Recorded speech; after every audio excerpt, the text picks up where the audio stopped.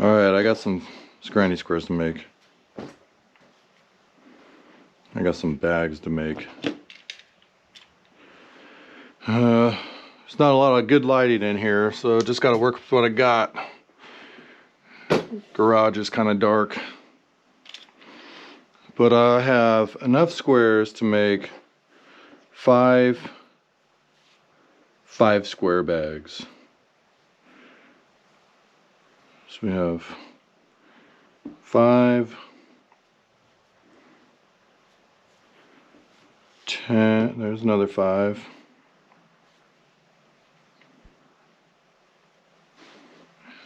Four bags, I'm sorry, I said 5. It's gonna be 4 bags. 4 bags, they're 5 granny squares. Cool.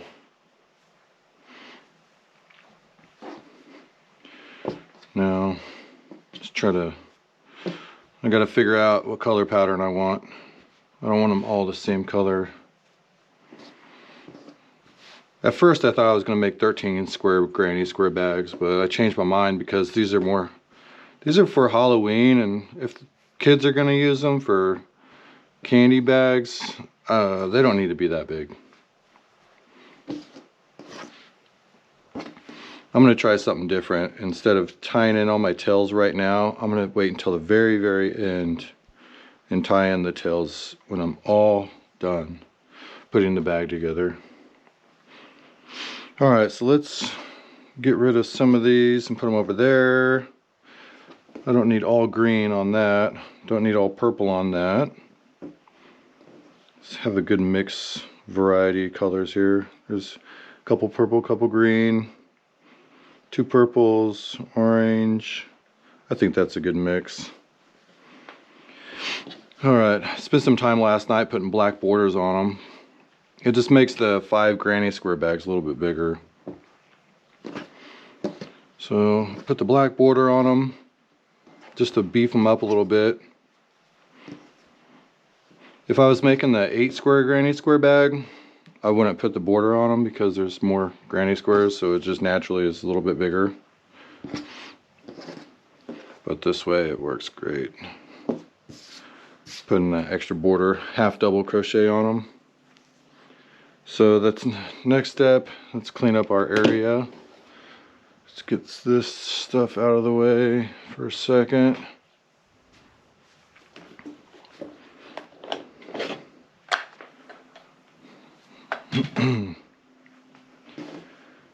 Okay, so 5 granny square bags are really simple. They're just 4 squares across on the top, and then you put 1 below on the bottom, just like this.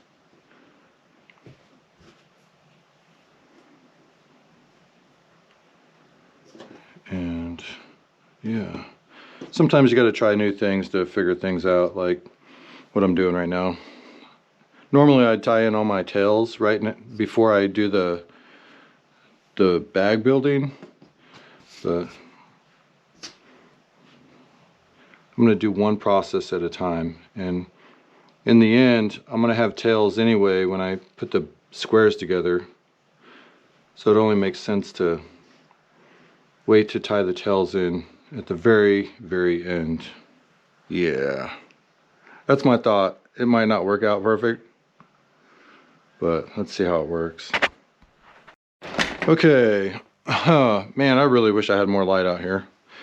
So here's a set of 1, 2, 3, there's 4 8 square granny square bags. I need to tie in the tails, weave them in, whatever you call it. They're weaved in, and then yeah, weave in the tails on those 4. Weave in the tails on these 2. These are 5 granny square bags, and as a matter of fact, these are the ones I'm going to do. This is a copy, so I'm going to make 4 more of these, so I'll have 5 total.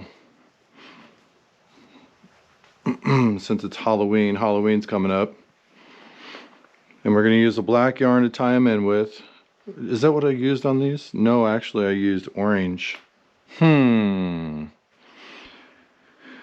So, as a matter of fact, let's get the orange. Yeah, here's the orange that I used. All right, and I do have black on there too, so what I'm talking about is this right here. So on the inside, when I stitched the squares together, I used orange. So I did orange to stitch the squares together, and then I used orange on one round on the top of half double crochet, and then 2 more rounds of black half double crochet. That's right, I forgot what I did. Okay, yeah, and then I just remembered I did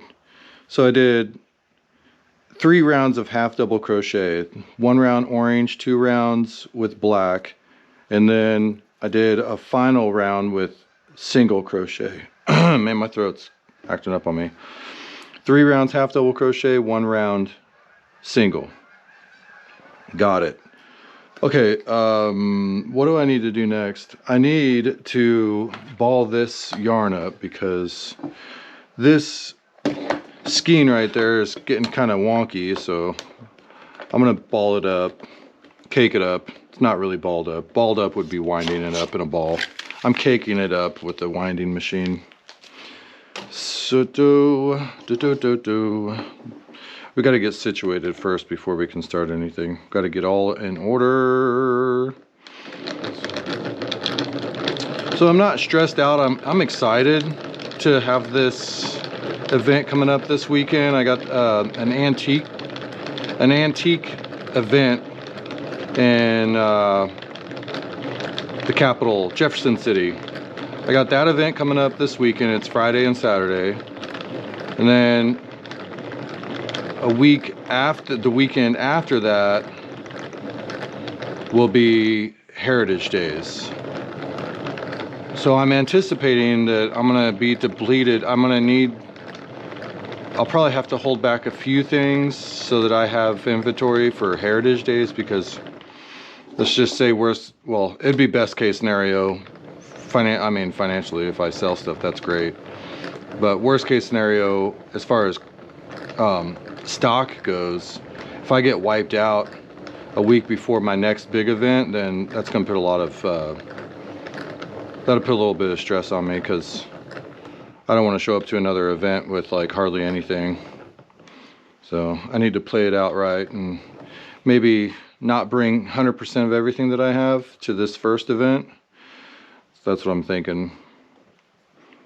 So I'm just I'm preparing here, getting all my T's crossed and I's dotted. You know what they say, make sure you're prepared.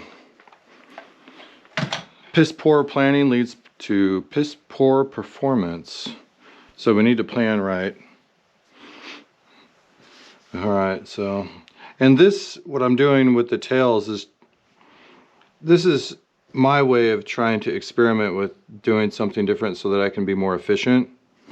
And it's not affecting the quality of the product at all. Well, not at all. It's just a different step. It's a different step in the process. That's all. And I'm trying to figure out a good way to sit so that I have better lighting for the video. I bet if I move this rack, it'll expose the lighting a little bit more. Let's move this stuff around. I'm gonna try not to cut the video as much as I can. So if I'm moving around a lot, that's my bad. Oh, this is heavy. There's a lot of yarn on this. Okay, all right. Yeah, I think we got a little bit more lighting. Okay, so in no particular order, as far as color goes, I'm just gonna lay them like they are. I'm not gonna worry about how they're lined up. As long as we have a good variety of color, that's all that I'm worried about. Not really a worry, but that's how it's gonna be. So make sure your work area is clean, uncluttered. This is a little too cluttered with all these up here, but I think it'll be all right. I don't need this black up here right now, so let's move that over here. Okay, and we're gonna get on it. Just start it. So all we're gonna do is we're gonna tie on, we're gonna do our standing something. There's a name for this. It's like a standing chain, standing, I don't know. I just slip stitch first and then start connecting. Now for the 5 granny squares, I do think I need to put, the the pins. I call them pins, but they're markers. I need to put markers on these.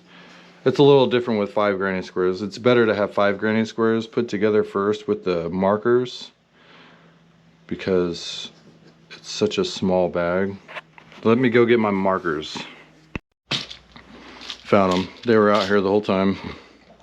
Go figure. All right. Let's get our markers. We got that. Try to get there's 2 different size markers in here. I really don't like the small ones. Not a fan of the small ones. Note to self, don't buy the small ones. They're hard to put on. Just so small. I like having the big clips. You can get them on a lot easier. Smaller markers are for really small fingers, and I don't have small fingers. So let's clip these on.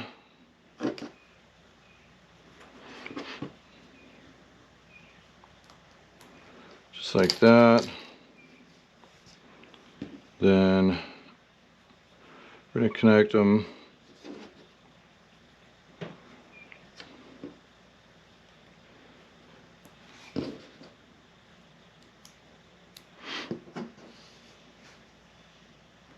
Just like this.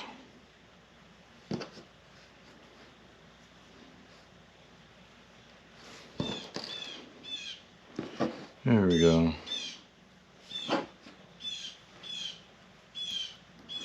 Alright, so now you always work the outside or the inside. You want the inside facing out towards you when you're connecting these. So let's flip it over. We're gonna connect them just like this.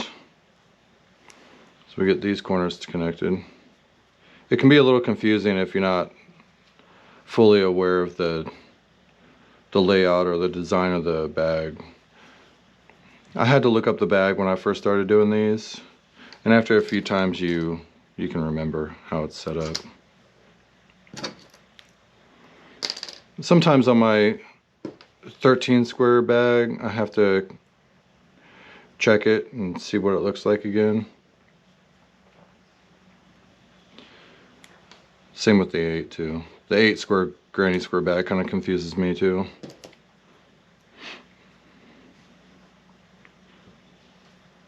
Here we go. Alright, so this is how it is going to be connected. Just like that.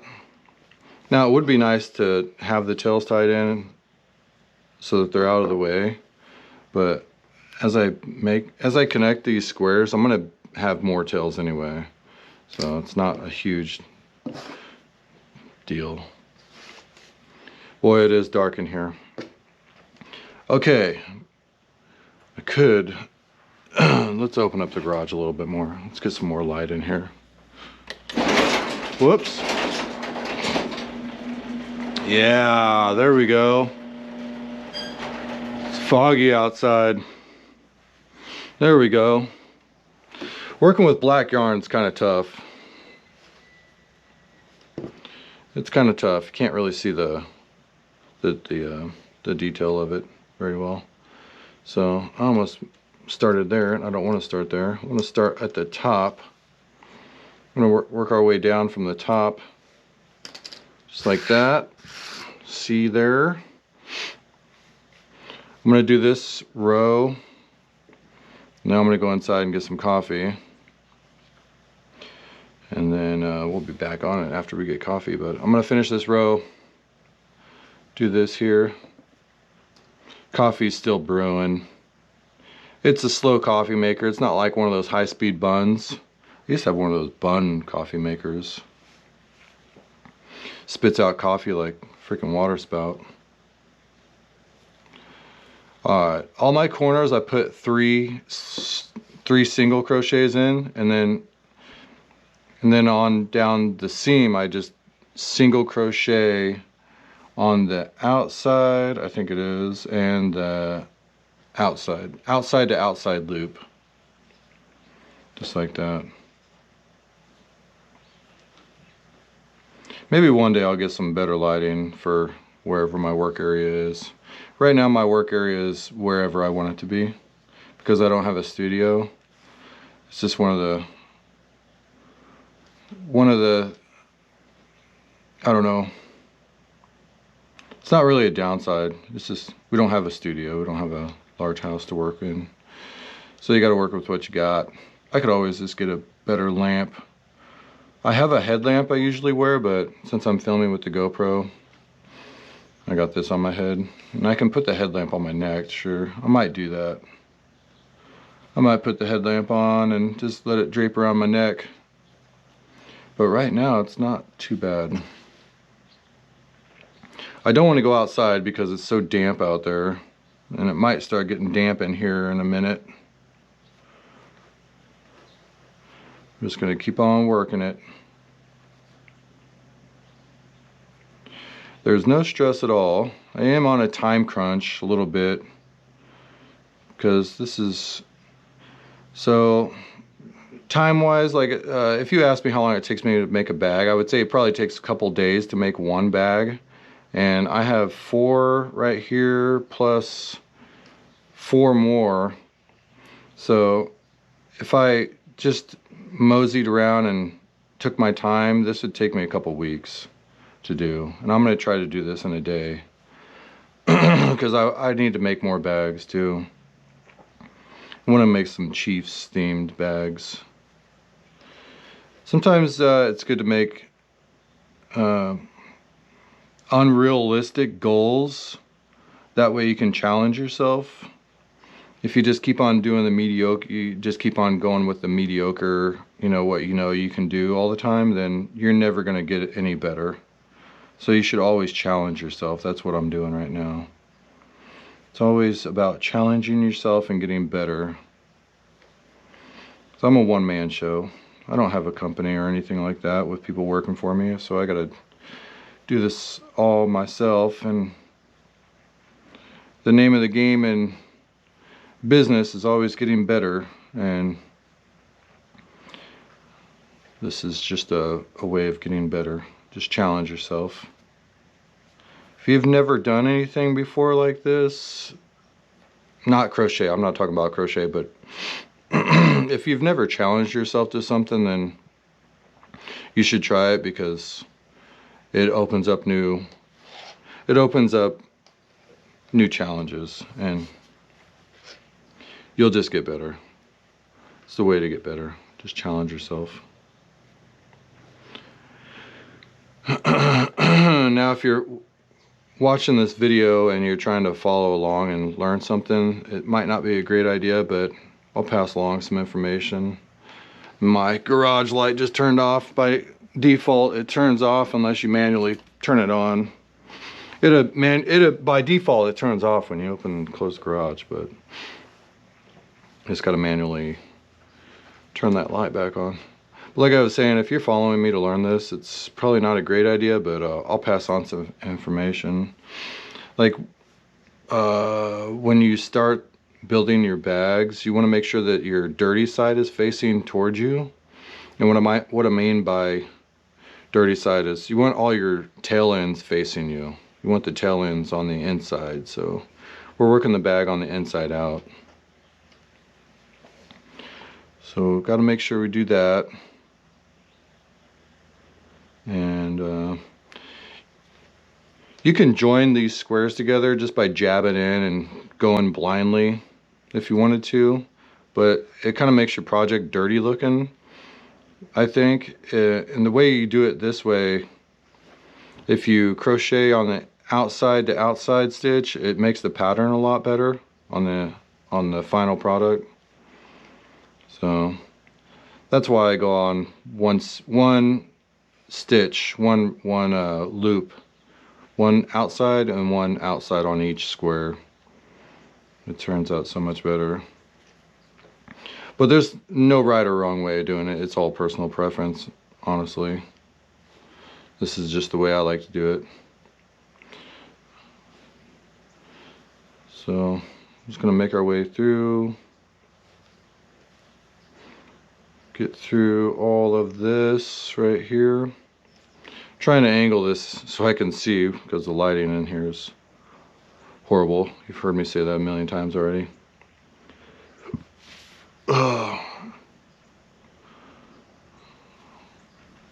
I did have a nice light, circle light, one of those like YouTube lights that you could buy from Walmart, but man, that thing sucks so bad.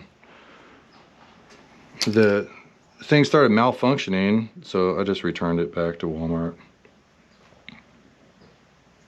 It was one of those RGB color changing ones. The white light worked fine, but the RGB started, it just stopped working. It didn't give any warning sign. It just stopped altogether. So I returned that because I figured if it started doing that early on, then other stuff is probably going to start happening. Alright, so we're at another corner. All my corners I put 3 double crochets in the corners. So we're going to do, I said 3 double, didn't I? I meant to say 3 single crochets in each corner. I want to make sure all the tails are still coming out of this side. I don't want them tucking in. Although if they do tuck in, I can just pull them right out. So it's not a horrible thing. 3 single crochets in each corner. Just like that. And then turn, we're going to go back up here. There's no way to do one continuous run on these. No matter what you do. Now theoretically you could, because if you slip stitched across and continued the yarn, you could slip stitch across, you know, the landscape of the squares, but that's just a lot of excess yarn. You don't need to be doing it. So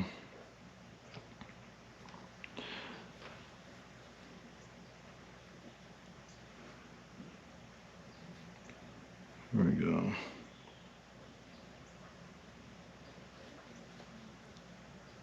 You got to keep in mind also, if you're doing handcrafted items like this, customers really don't care how long it takes you to make these things. So there's no point in telling people it costs so much money, you know, if people ask you why your items cost so much money, sure, you can mention it takes them a long time. If people ask you directly, how long does it take you to make a bag, you can tell them. But I don't usually start my conversations by, these bags take me 2 days to make, you know, like these people don't care how long it takes you to make something. They just want to know that it was made by you and it's good quality. That's the main thing. However long it takes you to make something, that's on you. And if you can learn how to get better and more proficient at things, then that's a plus. That'll benefit you if you can just improve upon yourself. But as far as starting a conversation with your customers and telling them how much time it took you to make something, I think it's off-putting. Personally, I wouldn't care. Like, if I was buying something from an artist and they started talking to me about how long it took them to make, and I would be like, well, I really don't care. I mean, that's your own fault, you know? Some things take a long time to make, naturally, but that doesn't mean that things got to be $1,000 just because the person that made it either is just learning or isn't efficient or proficient. That's their own fault if it's taken them forever to make. So, sure, you can add in how long it takes you to make something and your cost. Okay, all right, my battery died. Where was I? Oh, okay, yeah, I was about to make our final corner. All right. We can do it, we can do it. So I guess another tip I'll put, like I said, if you're following me, I probably wouldn't recommend it, but I am using a smaller hook. That way it allows me to get through these hoops a little bit better. The yarn calls for a 5.5 millimeter hook, and this hook that I'm using right now, it's a 3 millimeter. It pokes in the hoops, loops, whatever you call these things. It pokes in a lot easier. There we go.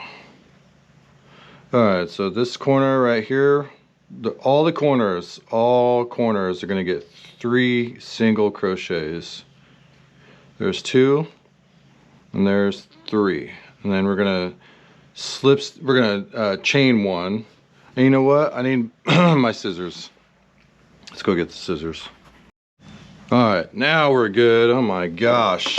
All my stuff was inside the house because I've been working inside the house.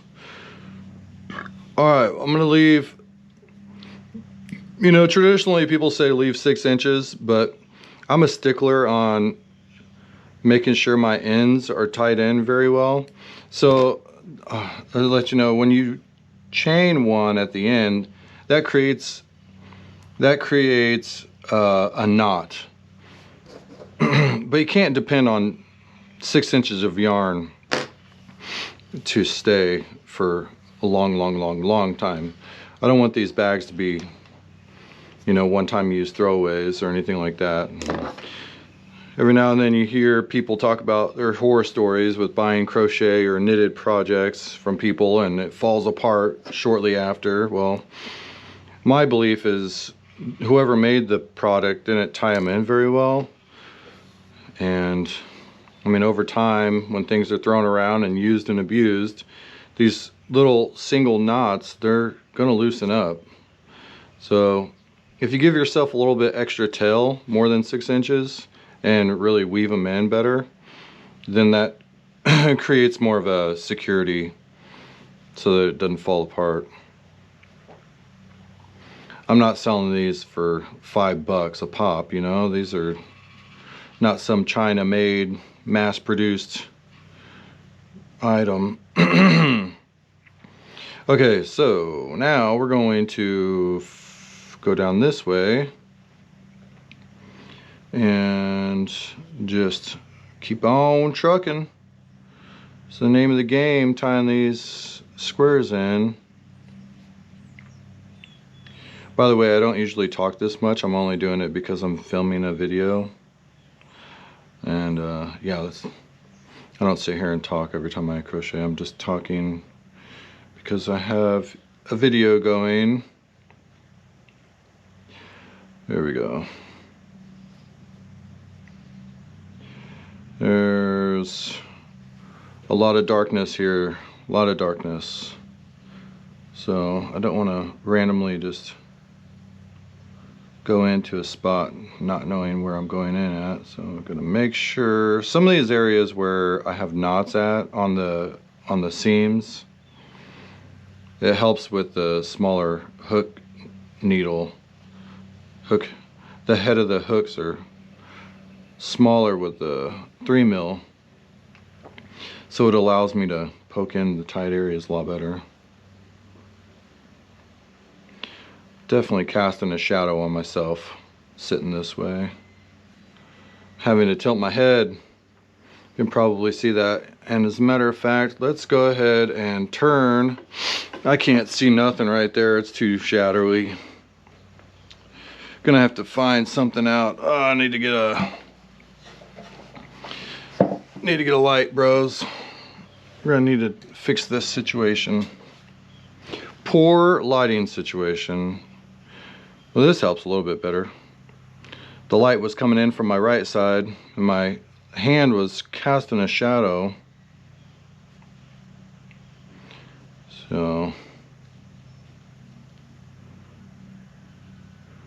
okay, let's, sometimes on these squares you have to lift them up and see where you're at too. Like that one looks like I should go into, but it's already in. I already have a loop through that part, so let's skip through that one. It's not a huge deal if you double into a loop. But if you don't have to, I wouldn't do it. I'm not intentionally going through the same loop multiple times unless I have to. Usually it's at the end, when I get to the end and I notice that I'm not lined up correctly. Maybe started 1 or 2 loops further down than the other side. But yeah, I'm trying to stick with just 1 loop, 1 single crochet in each loop. Okay, now we're at the corner. 3 single crochets here, 3 singles there, and then we're going to turn and we're going to join this one. Again, this is not an instructional video, this is just showing you what it consists of making these. Since I got the garage door open, I can hear everything outside, so there's like a million things I'm listening to. Sound like the neighbors moving around. We got roosters, we got crows, we got hummingbirds, we got chickens, we got lawnmowers. We got all kinds of stuff going on outside. It's a really nice day today. We're finally in fall. Yesterday was the first day of fall. Okay, so we're gonna make our run down this way. Make sure those tails don't get weaved in. Not just yet. They will be eventually, but I don't want to get them wrapped up with my crocheting while I join these squares.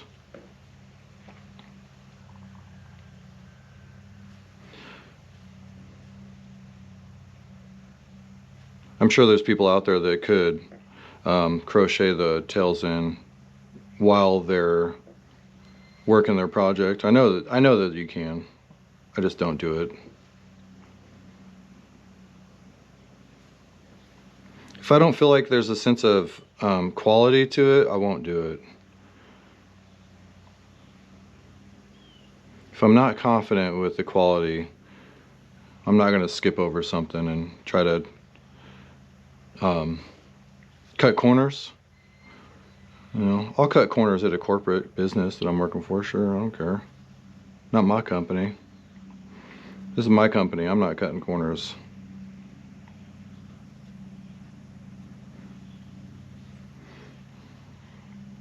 And I'm not afraid to admit that.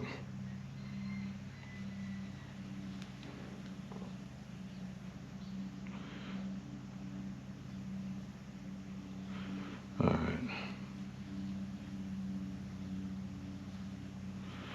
Oh, we're getting closer. Sometimes I lose track of the inside or outside loops. I don't really get worried about it too much. If it's obvious, I'll fix it, but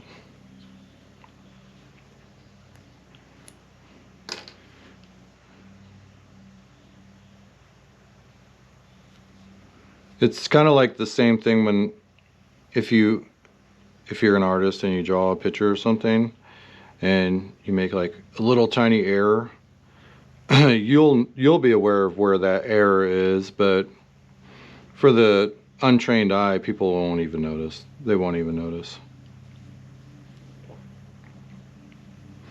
Okay, now we're at another corner. Let's connect these squares to that. Just like this, just like that. 3 single crochets. Okay. turn it, connect these.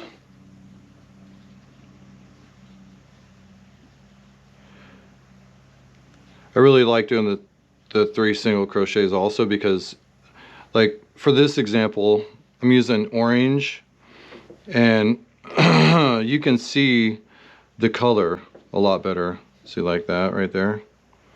If I just did 1 single crochet, it'd hardly show. So it's a nice little highlight. It's definitely, it highlights it a lot better.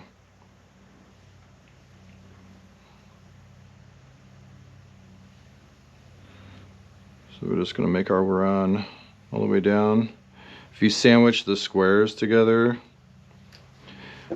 and get them adjacent to each other just right, you don't need to do a lot of hunting and picking around. You can just jump from one side to another. Just hold them adjacent and go in both single loops, front side to back side or back side to front side. Whatever way you want to do it, honestly, it's fine. No right or wrong way. Whatever way you like.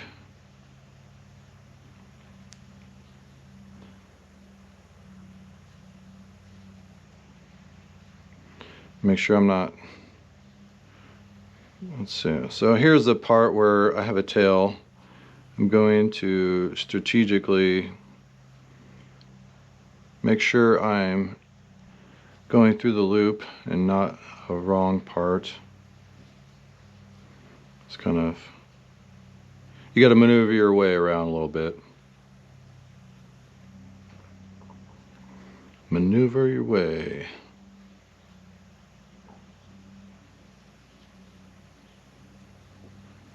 There we go, there we go, there we go. We're looking good. So I'll do this step with all the bags, and then after I finish joining all the bags, squares, whatnot, then I'll sit down with all the bags that need the tails weaved in, and I'll do that in one step. It's not your traditional one-piece flow, but in a sense it is, because I'm doing a one-step flow. I'm doing the joining the bags together flow, and then I'll switch over and I'll do the weaving all the ends together.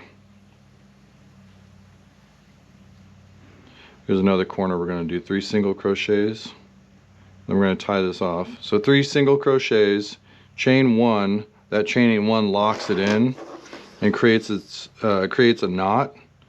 I'm going to cut a little bit of a longer tail than most people typically do because I like to weave them in. Now we have 2 more spots we need to join right here. So this part and that part. And then after we do that, then I'm going to crochet a border. I'm going to do 1 round. I don't know if you remember, I did 3 total rounds of half double crochet.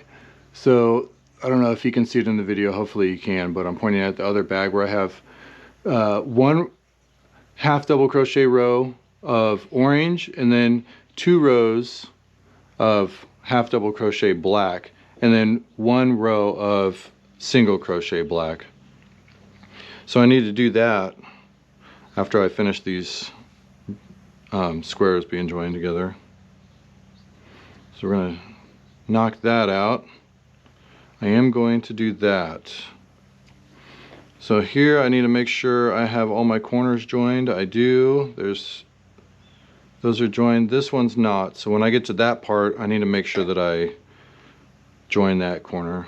This corner I already have all 3 joined. The other one, when I get down here, is not. So just gotta keep that in mind. So we're just going to, so that part right there, I know I just went through 2 loops on that one side, but it's not a big deal.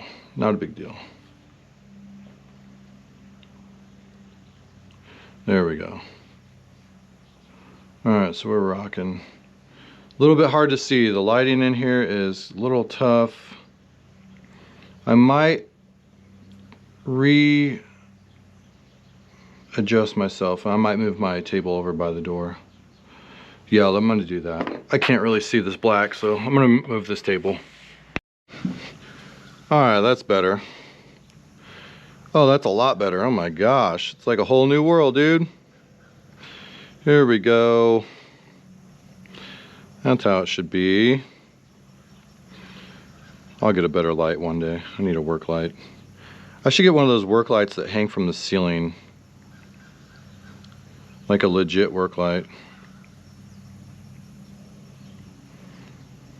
It's not so bad when I'm wearing my headlamp, but if I'm gonna do videos, I'm not wearing a work lamp or a headlamp on my head while I have a GoPro on my head too. Alright. Oh, this is so much better when you have better lighting.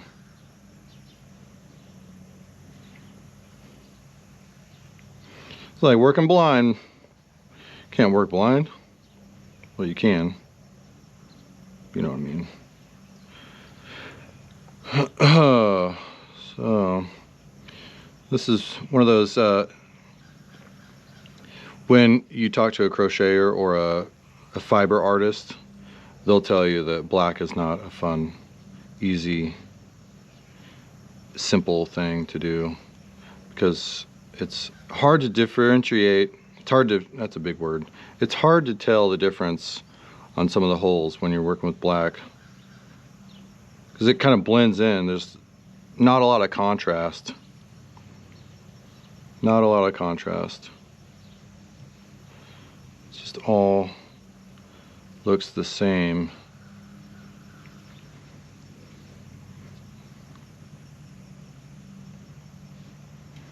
There we go, we're rocking now. Cool, dude. So this is coming along. All right, I went through that loop already. I'm not gonna go through that one again. Here's a car coming through. Probably got a boat. You got a boat, bro? Oh no, that's the trash truck. We had trash today. Every now and then I see that trash truck go back down to that road. It's like he forgot or something, I don't know. All right, 3 single crochets. And I'm going to, actually, whoops. I'm gonna 3 single crochets, chain 1. I'm gonna chain another right here. I'm gonna slip stitch actually. I'm gonna slip stitch right here. Slip stitch into here. I'm gonna chain another one. Cut that extra tail, extra long tail. I'm gonna go back over here. Here, this is our final part to connect the squares. I'm gonna look inside and make sure that I have all the corners connected, and I do. All right, so I don't need to start off in any of the corners. We're just going to start right on the border. Just like that. Okay.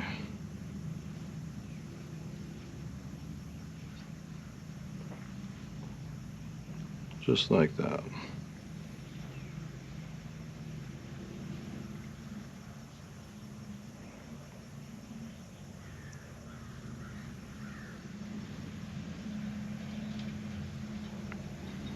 There we go.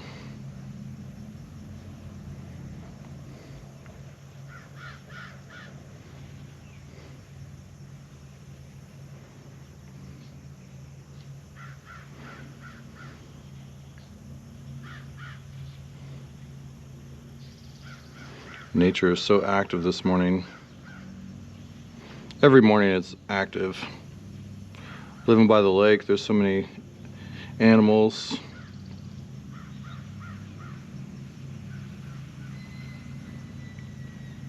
You got chickens roostering, birds chirping. Oh, I hear another mower. There's 2 people mowing. Oh, I lied. That's the truck. That's the trash truck. All right, I'm at the end there. We're gonna find one more spot. Let's crochet one more in here. Okay, we're gonna Yeah, that corner was already done, so I finished up my row, chained one, locked it in. I'm going to slip stitch right here. Slip stitch through this part. It's just an extra security measure. Chain another one, and then we're going to cut our tail. Now we're on to our border. So for our borders, I'm going to turn this back right side in, right side out. And then we're going to do one row of half double crochet in orange, and then 2 rows of half double crochet in black. And then one more row of single crochet in black. And all that does is it cleans everything up, and it gives it more height, more volume to the bag. So that's the next step. So we're going to start with 1 row of orange half double crochet, just like this. I don't know the name of this, but if you do a slip stitch first on your hook before you start a project, that's also another security measure. Make sure your tails don't fall out. So we're just going to make our run all the way around, half double crochet. It'll be easy to know when we're back to the beginning. Well, there's a couple signs. One is your tail is right there, so when you reach your tail, you'll know you're at the end. And another thing is I'm using a different color than black, so once I reach the orange, I know that I've reached my starting point from this. And then we're going to switch over to black. We'll cut our tail, switch over to black, and do the final, be 3 total rows of black. 2 rows half double crochet and 1 row of single crochet. So yeah, we just keep on running it on down.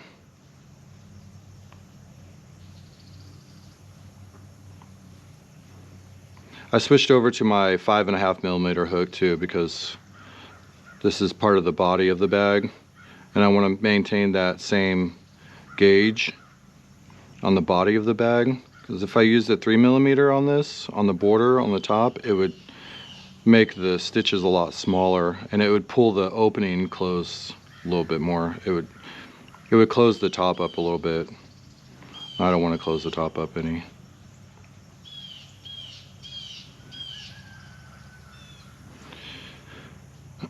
So we'll maintain that 5.5mm gauge.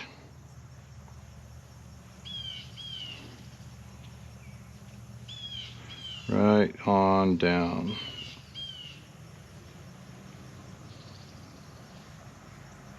So much activity. It's a Monday. People are probably going to work, or they're going for a walk or whatnot. A lot of these people around here are retired, old folk. So they're probably out going for a walk or going to get coffee or something. Yeah, it's a lake community too. A lot of fishermen, fisherwomen, a lot of people going fishing. Can't say they're all men fishing. Women fish too. Fishermen. Kind of like saying congressmen, congresswomen, fishermen. I'm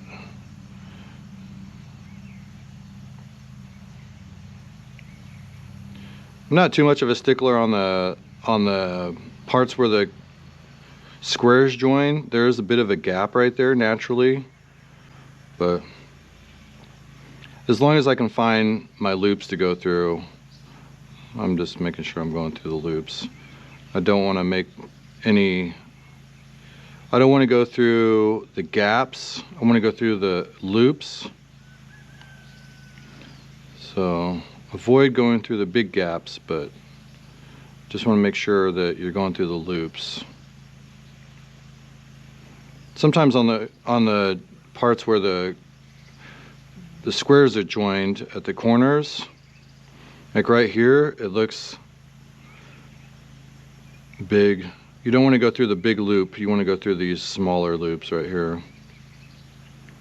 And you don't want, so there's 3 strands of yarn that you can see. There's 2 on the top and 1 on the bottom.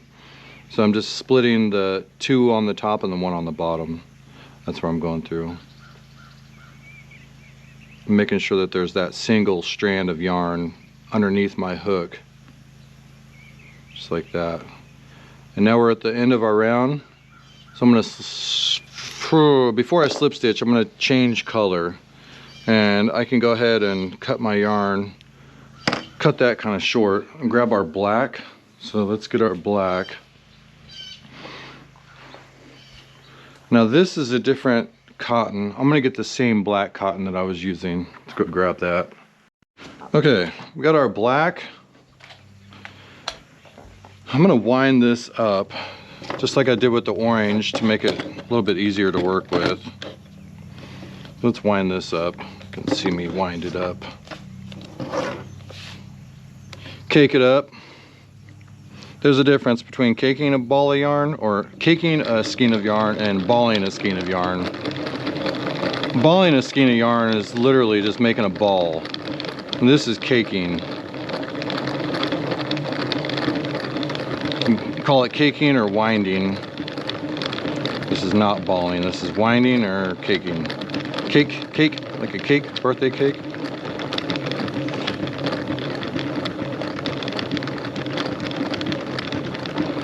Doesn't take long.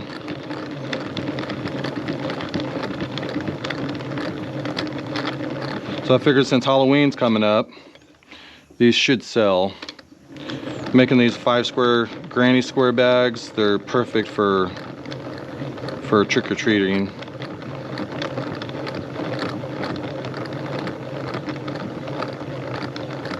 Halloween theme. I really want to make some Kansas City Chiefs bags too, but I think I'll make those 8 square, a little bit bigger. You'll run into these every now and then. You run into a little knot, a little tie up here at the end.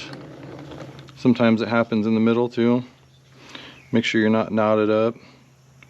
If you find a knot area, or if you find a spot that looks like it's about to get knotted up on you, don't pull on it.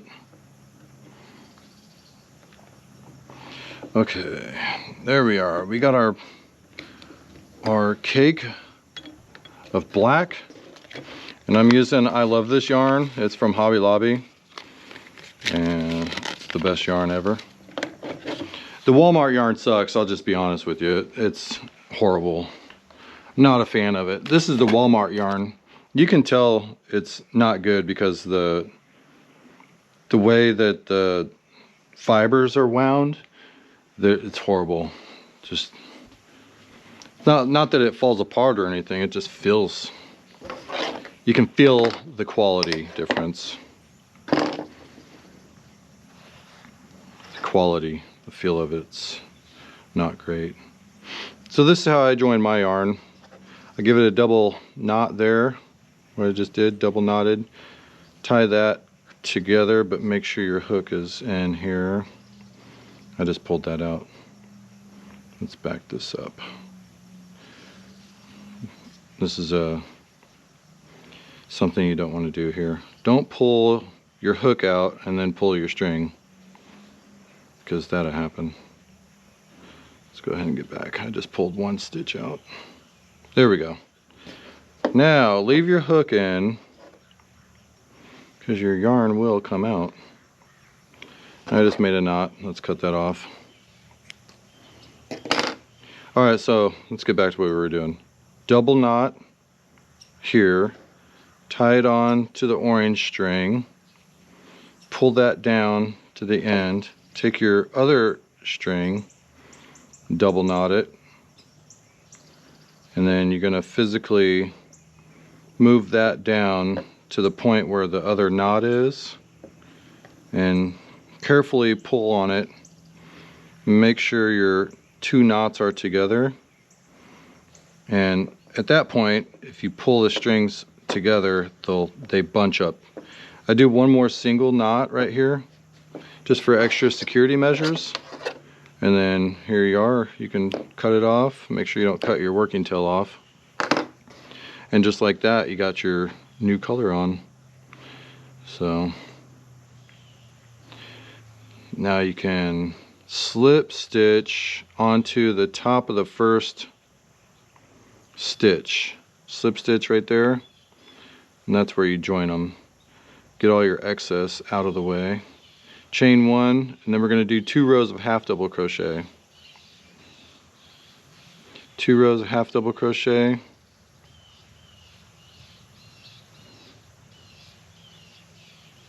And then 1 row of single crochet. And the whole purpose of it is to make everything just look a lot better. It builds a little bit more volume for the bag. It gives a little bit more height. And just the overall appearance is a lot better than not putting any border on it at all. Because if you left it like it is right now, it just kind of looks jaggedy. If I left it without putting any border on it, it'd look a little jaggedy. It makes everything look a lot better.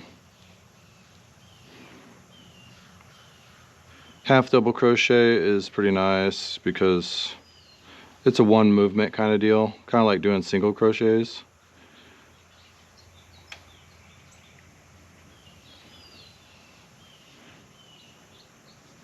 You're pulling through 3.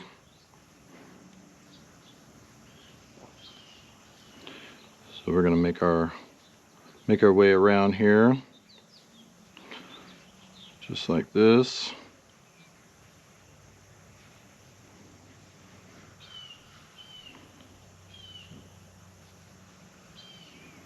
All right.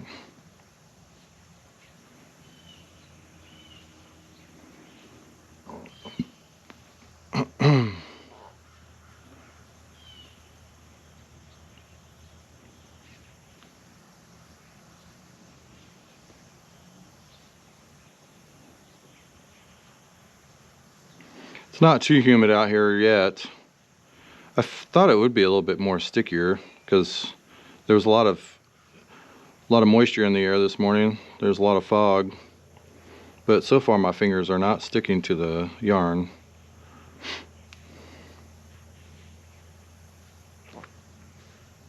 It's like a typical thing that happens with fiber artists when they're working with yarn.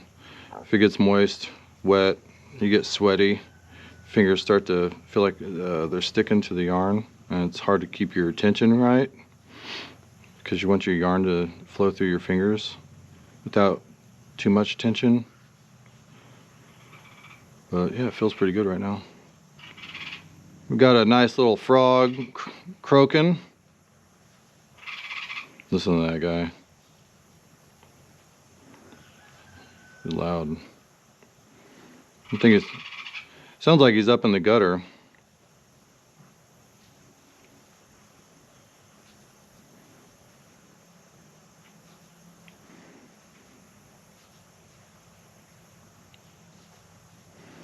All right, almost at the beginning of our first round here of black. Technically, this would be our second round of half double crochet. Right here.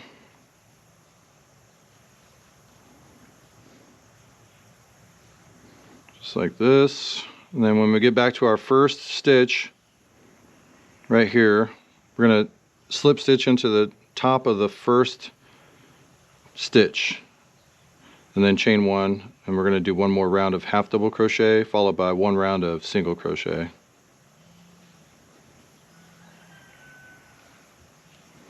The yarn coming out of that cake is a little tight, so just got to keep an eye on that too. I don't want that to mess up my tension.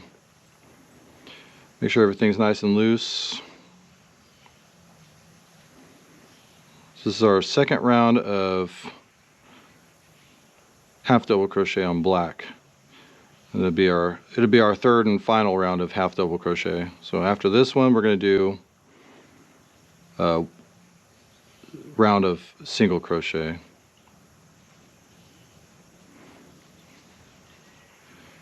So we're just gonna keep on going, dude.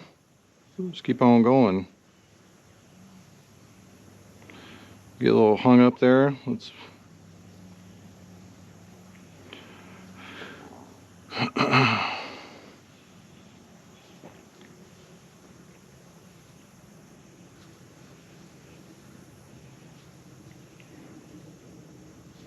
I hear a jet flying. Hear a jet. Commercial airplane flying over us right now.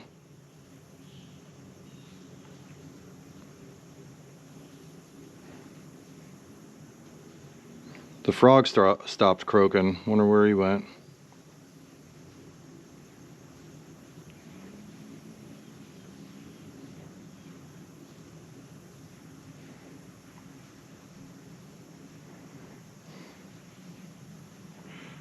All right, all right, all right. Making progress. We're making progress. So I have 4 of these to do. This is 1 out of 4. No problem, dude. Just got to stay focused. And then no later than Friday. No later than Thursday. I want to have all of them lined. But like I said earlier, I'm not going to bring 100% of everything that I have, because I don't want to take that chance of selling everything and depleting my inventory a week prior to another big event. So I'm going to pick and choose which ones I'm going to take.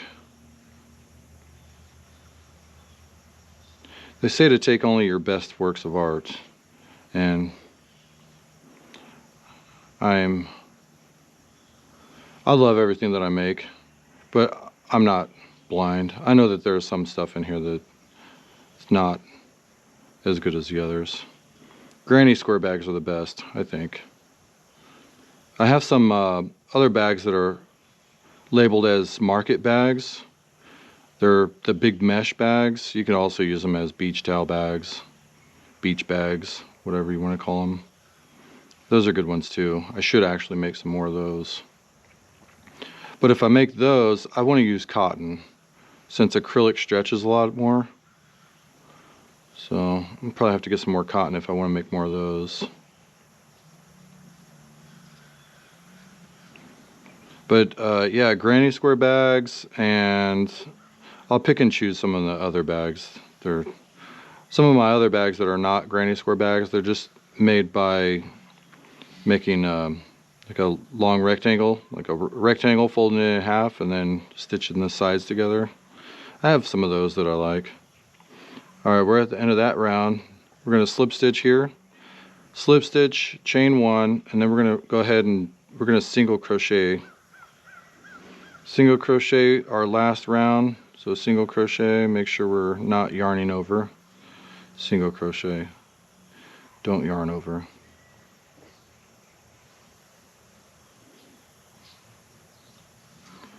Make our way another way. Sounds like the lawnmower dude's weed eating now.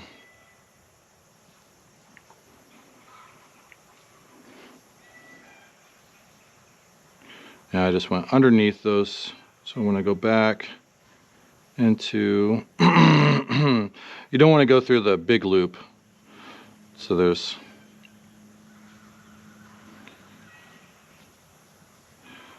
like there's a difference in these loops here.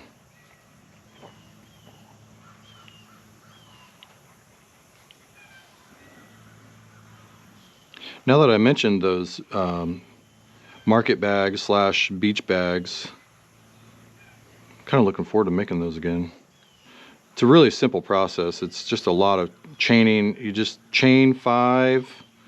It's a lot of chain 5s. Chain 5, repeat. Chain 5, slip stitch, chain 5, slip stitch, something like that. I'd have to review that one again because I can't remember how to do that off the top of my head.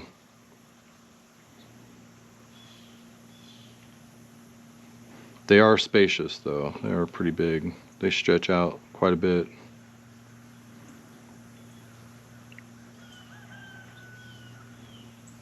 I have some more signage I need to make. I need to do some more wood burning also. So I don't have a lot to wood burn. I just want to wood burn a couple more things for my displays. Displays was something that I was lacking. I didn't have any signage at all. And this time I do. I wood burned some stuff. So I got some signage. If you're running a company, you don't have any signs, then you're definitely a newbie, like me. Got to get some signage. Want people to see it from a distance, not just that you have stuff hanging from racks, but you want something that will draw people's attention in. All right, we should be getting close. I feel the other side. I can feel the bump on the beginning of where I started. My left hand is on top of it right now.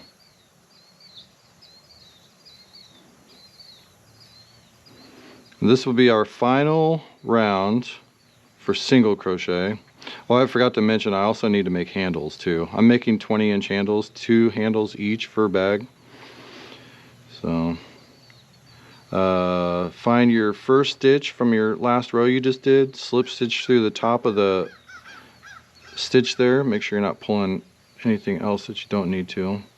Slip stitch, chain 1, that locks it in. Cut your tail. I do a little bit more than 6 inches, and that's the end of that bag. So I'm going to leave all the tails. I'm going to sit down and do the tails in one sitting. But I'm going to repeat this with the other 3 bags. So I'll have a total of 4 plus 1. So I'll have 5 of these. And my battery died. Shoot, man, these GoPro batteries go fast. Well, as I was saying, I'm going to have 5 of these bags total. Here's the 5th one. So, oh, what did I just do with the other one? I brought it in. Oh, no, there it is. I was going to show you. Losing my mind. Okay. We have this one's already completed, minus tying in tails and putting in a liner. And we got that one, that's 2. Then we'll have 3, 4, 5. So that's what I'm going to do next. And I'm not going to videotape all of those. That's pretty much a repeat of what I just did here. So I'm going to do what I just did on those 3. And then I need to make handles. And then after I make handles, I'm going to sit down and weave in all my tails for these 5 bags. Plus, I have these 1, 2, 3, 4 bags that I need to weave in. I got tails I need. All those have tails? Yeah. All these have tails I need to tie in. So 5, 6, 7, 8, 9 bags I'm going to need to weave in the tails. So that's coming up. So I'll post this video now, and then I'll do another video later on something else. Alright, thanks for watching.